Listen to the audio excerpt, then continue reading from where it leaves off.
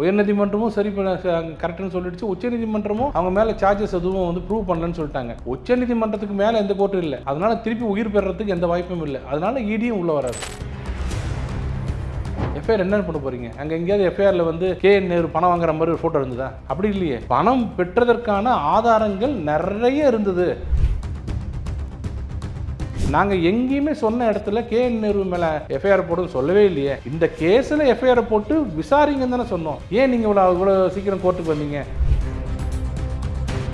ஒருவேளை ஒரு வீட்டுக்குள்ள போயிட்டு இடி உள்ள போய் சர்ச் பண்றாங்க வச்சுக்கோங்க, இது ஒரு அறை முழுக்க பணம் இருக்குது, அவங்க ஒன்றும் லோக்கல் போலீஸ் கொடுக்க மாட்டாங்க, இன்கம் டேக்ஸ் கூப்பிடுவாங்க. இன்கம் டேக்ஸ் கூப்பிட்டு இங்கே வாங்க, இங்கே இந்த மாதிரி இருக்குது, தகவல் இருக்குன்னு தகவல் கொடுக்கணும். அதான் அவங்களோட வேலை, தகவல் தான் கொடுக்கணும். அவங்க கூப்பிட்டு வந்து ரிஜிஸ்டர் பண்ண சொல்ல அதிகாரம் கிடையாது. அதான் நாங்கள் சொல்கிறோம், யார் ஆட்சிக்கு வரணுன்றது முக்கியம் இல்லை, திமுக ஆட்சிக்கு வரக்கூடாதுன்னு ஏன் எல்லாரும் சொல்கிறோம்னா சிஸ்டமே கொலாப்ஸ் பண்ணிட்டாங்க. தேர்தல் முடிஞ்சதுக்கும் ND ஆட்சி வரும். ND ஆட்சி வந்தோடனே DGP வந்து முதல் கையெழுத்து போட்டுருவாரு, எஃப்ஐஆர் போட்டு முதல்ல இன்வெஸ்டிகேஷன் ஆரம்பிங்கன்னு சொல்லுவாங்க.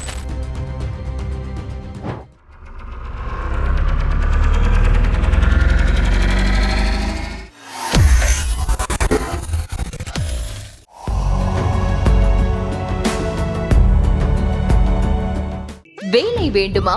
ப்ளூ ஓஷன் இருக்கிறது. 10th 12th டிப்ளமோ டிகிரி படித்தவர்களுக்கு உணவு, தங்குமிடம், ESI, PF இன்சூரன்ஸ் உள்ளிட்ட சலுகைகளுடன் அனுபவத்திற்கேற்ற நல்ல சம்பளம் 15,000 முதல் 30,000 வரை. பெண்களுக்கு முன்னுரிமை. 2,000க்கும் மேற்பட்ட வேலை வாய்ப்புகள் உள்ளன. இப்போதே தொடர்பு கொள்ளுங்கள். Blue ocean.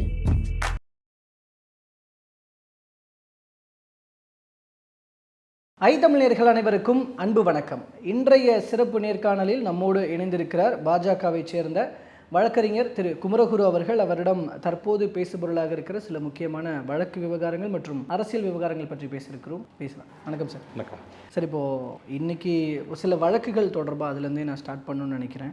பெரியசாமி அவர்கள் தொடர்புடைய வழக்கு, அதில் வந்து இந்த தமிழக அரசினுடைய அந்த விருப்ப உரிமை ஒதுக்கீட்டின் கீழே அந்த 2008 திருவான்மியூரில் வீட்டுமனை ஒதுக்கீடு, அதில் இவர் சார்பாக வியாபார ரீதியாக அடுக்குமாடி குடியிருப்பு விற்பனை அந்த வழக்கில் வந்து ஆக்சுவலாக அந்த வழக்கை தள்ளுபடி பண்ணிருக்கிறாங்க. ஏன்னா DVSC கேஸ் அதுவே வந்து ஏற்கனவே இந்த வழக்கு தள்ளுபடி பண்ணப்பட்டிருக்கு அப்படிங்கிறதெல்லாம் மேற்கோள் காட்டினதன் அடிப்படையில் வழக்கு தள்ளுபடி ஆயிருக்கு. இந்த வழக்கு நகர்வை நீங்கள் எப்படி பார்க்குறீங்க ஆரம்பத்துலேருந்து இப்போ வரைக்கும்? இதில் என்னென்ன விஷயங்கள் கவனிக்க வேண்டியிருக்கு? இது ஃபர்தராக மூவ் ஆகிறதுக்கு, திரும்பவும் ரீஓப்பன் பண்ணுறதுக்கான வாய்ப்புகள் ஏதாவது இருக்குது? இல்லை, முதல்ல நீங்கள் அமலாக்கத்துறை எப்போ உள்ளே வரும்னு நான் பல தடவை சொல்லியிருக்கோம்ல. ப்ரெடிகேட் அஃபென்ஸ் சொல்லக்கூடிய ஒரு அஃபென்ஸ் ஏற்கனவே ஒரு எஃப்ஐஆர் பெண்டிங்காக இருந்தால் மட்டும்தான் அமலாக்கத்துறை உள்ள வர முடியும். அது ஸ்டேட் கவர்மெண்ட்டாக இருந்தால் DVSCயாக இருக்கலாம், சென்ட்ரல் கவர்மெண்ட்டாக இருந்தால் CBIயாக இருக்கலாம், எந்த வழக்கான இருக்கலாம். ஒரு முகாந்திரம் இருந்தால் தான் உள்ளே வர முடியும். அப்படி முகாந்திரமாக இருந்த வழக்கு தான் வந்து DVSC 2008 நடந்ததாக சொல்லப்பட்ட அந்த குற்றச்சாட்டுக்கு 2011 ஜெயலலிதா அவர்கள் வந்தப்புறம் போட்ட வழக்கு. அதில் வந்து ஒரு கருணாநிதியோட அவர்களோட PA கொடுத்தாங்க, டிரைவர் கொடுத்தாங்க, ஒரு IPS ஆஃபீஸர் கூட கொடுத்தாங்க. அதில் அப்போ இருந்த நம்ம வீட்டு வசதித்துறை அமைச்சராக இருந்த பெரியசாமி அவர்கள் முறைகேடு செஞ்சுட்டாருன்றது அவர் மேலே வழக்கு. அதுலேயும் குறிப்பாக வந்து முதல்ல அலாட்மெண்ட்லேயே பிரச்சனை, அதுக்கப்புறம் வந்த அலாட்மெண்ட் எல்லாமே ரெசிடென்ஷியல், அதை அப்படியே கமர்ஷியலாக மாற்றினாங்க, ஏகப்பட்ட குற்றச்சாட்டு. அந்த குற்றச்சாட்டுல இருந்து அவர் விடுவிக்கப்பட்டார். அதாவது அக்யூட்டல் ஆயிட்டாங்க உயர்நீதிமன்றத்து ட்ரையல் கோர்ட்ல, அப்புறம் உயர்நீதிமன்றத்தை அதை கன்ஃபார்ம் பண்றது உச்சநீதிமன்றம்.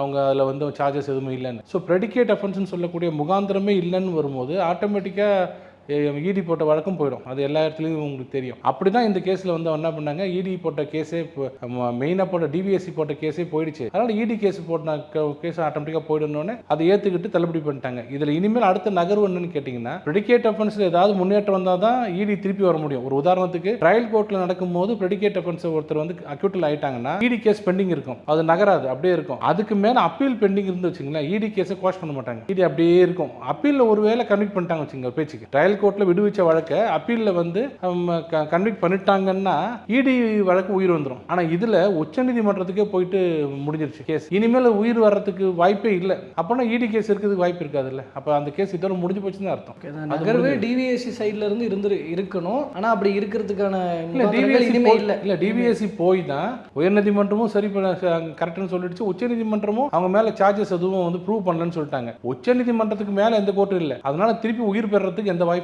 இல்லை. அதனால EDயும் உள்ள வராது. ED கேஸும் முடிஞ்சு போச்சு. 2011 புக்கான கேஸ்ல இந்த மாதிரி ஒரு விஷயம் வந்து 2026 வருது.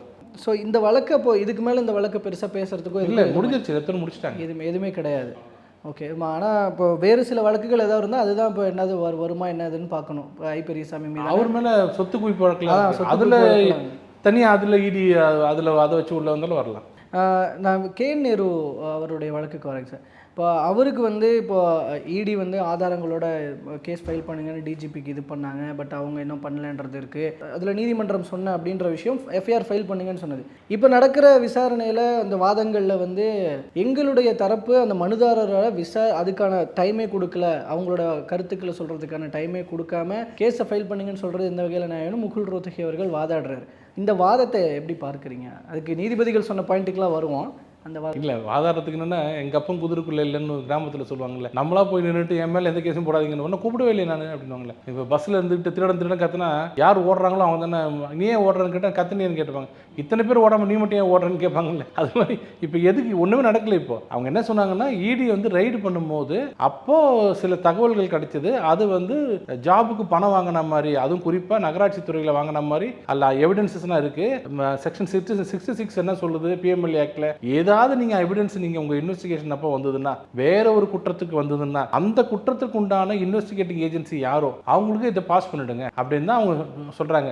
ஒருவேளை ஒரு வீட்டுக்குள்ளே போயிட்டு வந்து ஒரு இன்வெஸ்டிகேஷன் விஷயம் இடி உள்ள போய் சர்ச் பண்ணுறாங்க வச்சுக்கோங்க, இது ஒரு அறை முழுக்க பணம் இருக்குது. அவங்க ஒன்றும் லோக்கல் போலீஸ் கொடுக்க மாட்டாங்க, இன்கம் டேக்ஸ் கூப்பிடுவாங்க. இன்கம் டேக்ஸ் கூப்பிட்டு இங்கே வாங்க, இங்கே இந்த மாதிரி இருக்குது தகவல் இருக்குன்னு தகவல் கொடுக்கணும். அதான் அவங்களோட வேலை, தகவல் தான் கொடுக்கணும். அவங்க கூட்டு வந்து ரிஜிஸ்டர் பண்ண சொல்ல அதிகாரம் கிடையாது. நாங்கள் இன்வெஸ்டிகேஷன் பண்ண போன இடத்துல வீடு ரூம் ஃபுல்லாக கட்டுக்கட்டாக பணம் பார்த்துட்டோம், அது என்னன்னு உங்களுக்கு தான் தெரியும், நீங்கள் விசாரிக்கணுவாங்க. அதே மாதிரி அந்த வீட்டுக்குள்ளே போய் இன்வெஸ்டிகேட் பண்ணும்போது ஒரு பணம் இருந்து வச்சுங்க, கொலை செய்யப்பட்ட ஒரு பெண் இருந்ததுன்னா யாருக்கு கூப்பிடுவாங்க? உடனே லோக்கல் போலீஸ் கூப்பிட்டு இங்கே ஒரு பணம் இருக்குது அப்படின்னு அதை கூப்பிட்டு இவங்க வேலையை வந்துருவாங்க. அதே மாதிரி அங்கே ஏகப்பட்ட டாக்குமெண்ட்ஸ் இருக்குது. இது எல்லாமே பர்டனிங் டு இது பணம் வாங்கினதுக்கு உண்டான மாதிரி ஒரு ஆதாரங்கள் இருக்குது. இதை உடனடியாக இந்த ஆதாரங்களை எடுத்து நீங்கள் வழக்கு பதிவு செய்யுங்க, விசாரிங்கன்னு சொல்லி அவங்க ரெக்கமெண்ட் பண்ணுறாங்க டிஜிபிக்கு.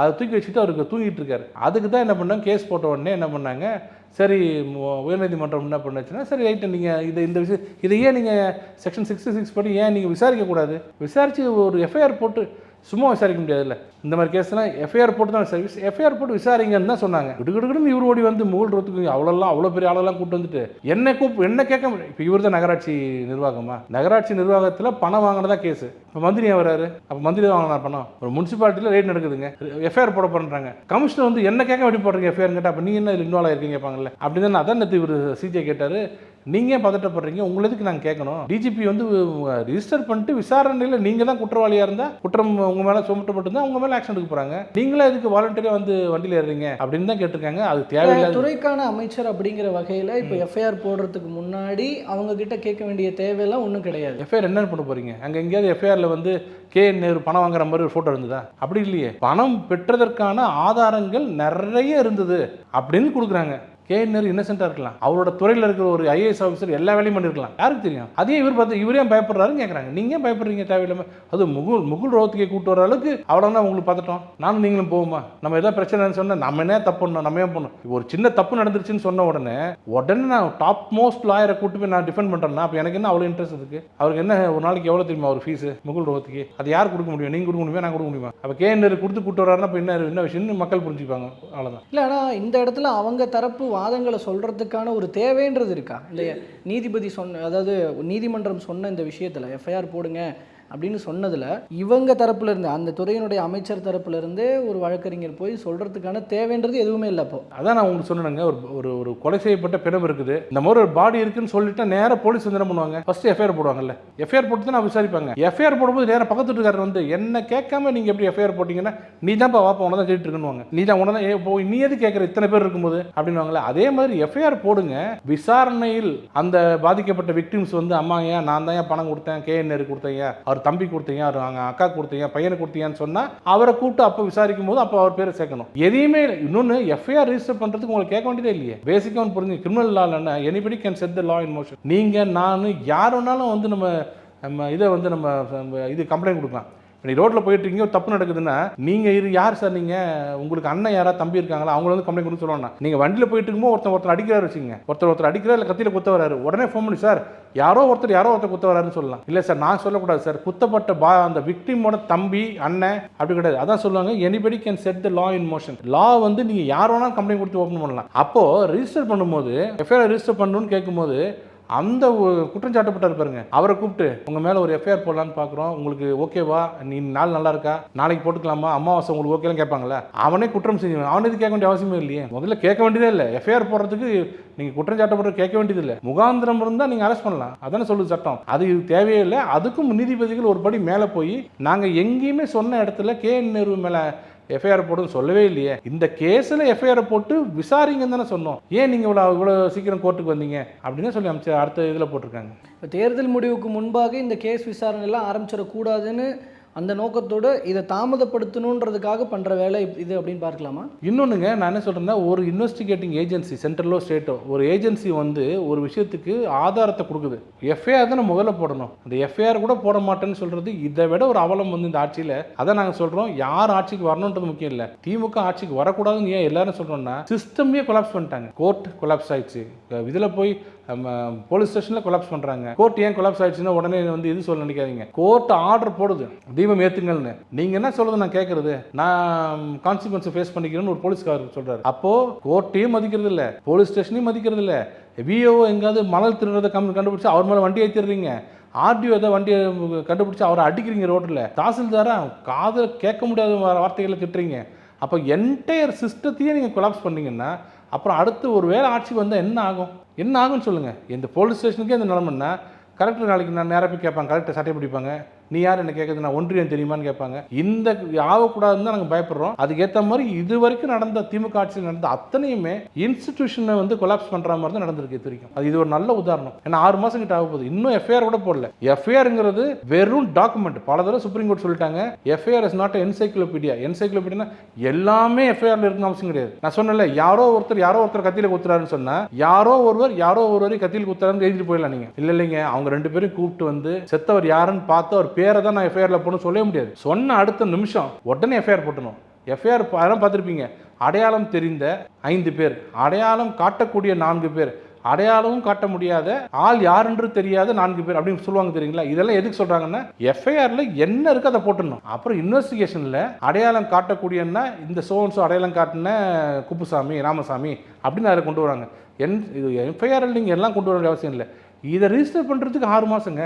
அப்போ யார் இதை பண்ணியிருப்பாங்கன்னு யோசிங்க. இப்போது இந்த விஷயத்தில் கூட நீதிபதி சொன்னது, இதில் டீட்டெயில்டாக விசாரிக்கிறதுக்கு நிறைய இருக்குது, அதனால் இந்த கோடை விடுமுறைக்கு அப்புறம் இந்த விசாரணையெல்லாம் பார்த்துக்கலாம் அப்படின்ற மாதிரி சொல்லியிருக்கிறாங்க இல்லையா. இப்போ இந்த KN நேரு தொடர்பான வழக்காக இருக்கட்டும், வேறு சில அமைச்சர்கள் மீது இருக்கிற வழக்குகளாக இருக்கட்டும், இதெல்லாம் இந்த தேர்தலுக்கு அப்புறமாக சூடு பிடிக்கும் அப்படின்னு எந்த ஆட்சி வரும் பட்சத்தில்? தேர்தல் முடிஞ்சதுக்கும் NDA ஆட்சி வரும். NDA ஆட்சி வந்தோடனே DGP வந்து முதல் கையெழுத்தில் போட்டுருவார். எஃப்ஐஆர் போட்டு முதல்ல இன்வெஸ்டிகேஷன் ஆரம்பிங்கன்னு சொல்லுவாங்க. அதனால தான் திமுக ரொம்ப பதற்றத்தில் இருக்குது. அவங்க முகத்தெல்லாம் பாருங்கள், அப்படியே ஏதோ இழந்த மாதிரி சுற்றிட்டு இருக்காங்க. காரணம், இனி வர்ற ஆட்சி எந்த ஆட்சியாக இருந்தாலும் சரி, அவங்க திமுக பண்ண அராஜகத்துக்கு எல்லாம் பதிலே சொல்ல முடியாது. நம்ம இதிலேருந்து அந்த 2 பேர் பெண் காவலரை கிள்னாங்களே, அதுலேருந்து ஆரம்பித்து இன்னி வரைக்கும் நடக்கிற அத்தனையுமே வெளில வந்துடும். அதனால தான் ரொம்ப ரொம்ப பதற்றத்தில் இருக்காங்க எல்லாருமே. ஓகேங்க சார், பொறுத்து வந்து பார்க்கலாம். பல்வேறு தகவல்கள் மற்றும் கருத்துக்களை பகிர்ந்து கொண்டமைக்கு ரொம்ப நன்றி.